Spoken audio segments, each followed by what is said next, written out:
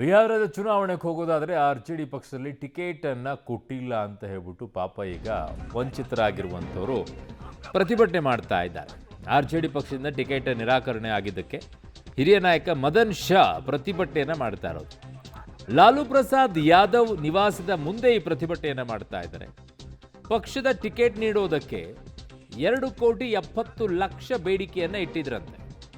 Ticket ವಿತರಣೆಯಲ್ಲಿ ಭ್ರಷ್ಟಾಚಾರ ಅಂತ ಆರೋಪ ಮಾಡಿ ಕಣ್ಣೀರು ಹಾಕ್ತಾ ಬಟ್ಟೆ ಹರಿದುಕೊಂಡು ಆಕ್ರೋಶವನ್ನು ವ್ಯಕ್ತಪಡಿಸ್ತಾ ಇರೋದು. ಮಧುಬನ್ ವಿಧಾನಸಭಾ ಕ್ಷೇತ್ರದ ಟಿಕೆಟ್ ಆಕಾಂಕ್ಷಿಯಾಗಿದ್ದು ಮದನ್ ಶಾ.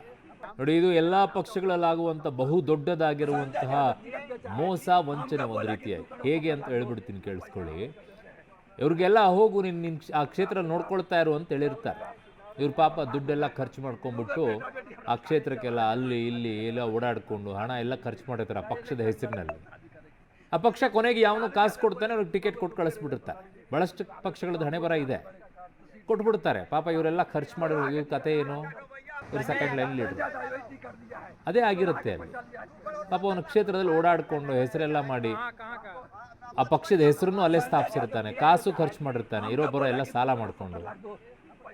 ಈಗ ಹಿಂಗಾಗಿರುತ್ತೆ, ಅದಕ್ಕೆ ಅಷ್ಟೊಂದು ಆಗಿರುತ್ತೆ ಮಾನಸಿಕವಾಗಿ.